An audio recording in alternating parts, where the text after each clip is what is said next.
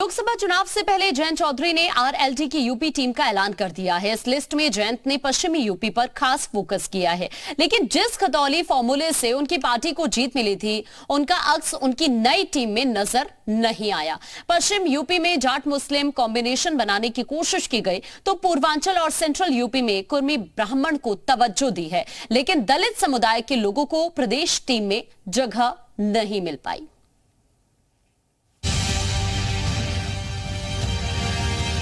लोकसभा चुनाव 2024 में भले ही अभी थोड़ी देरी है, लेकिन राजनीतिक दलों ने सियासी चौसर पर मोहरें बिठाने शुरू कर दिए हैं। एक एक करके सभी दलों ने जाति और क्षेत्रीय समीकरणों के हिसाब से अपनी अपनी जंबो कार्यकारिणी की घोषणा कर दी है। अभी पिछले दिनों बीजेपी ने अपनी राष्ट्रीय और प्रदेश स्तरीय टीम की घोषणा की थी। इसी तरह समाजवादी पार्टी, कांग्रेस ने भी लोकसभा चुनाव को देखते हुए प्रदेश कार्यकारिणी में बड़ा परिवर्तन किया है।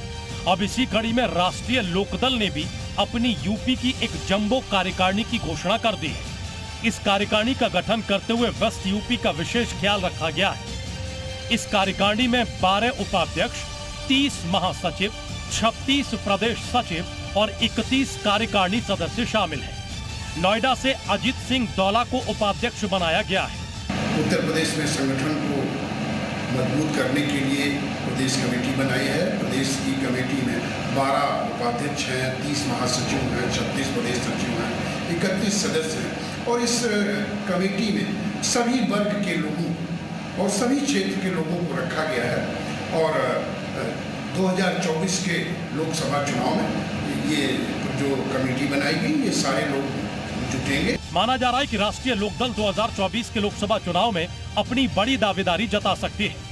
दरअसल जयंत चौधरी के लिए अगला लोकसभा चुनाव अपने पिता अजीत सिंह और दादा चौधरी चरण सिंह की राजनीतिक विरासत बचाने की चुनौती भी लेकर आ रहा है। आरएलडी पिछले 2 लोकसभा चुनावों से अपना खाता नहीं खोल पा रही है।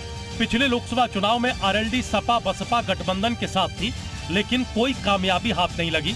हालांकि किसान आंदोलन के नाते इस बार स्थितियां काफी बदली हुई हैं।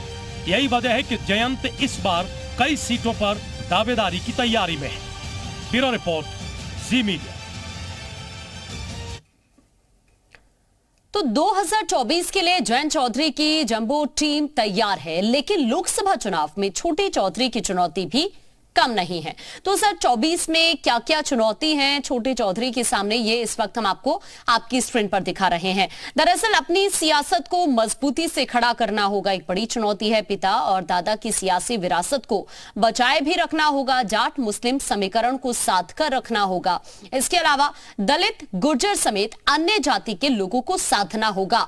जाट मुस्लिम गठजोड़ को आरएलडी से जोड़ना होगा, ये भी एक बड़ी चुनौती है। किसानों के हक की आवाज बने रहना होगा। सपा के साथ सियासी समीकरण मजबूत करना होगा। वेस्ट यूपी के नेता की छवि से निकलना होगा। तो ये कुछ वो चैलेंजेस हैं जो छोटे चौधरी के सामने 2024 में आने वाले हैं।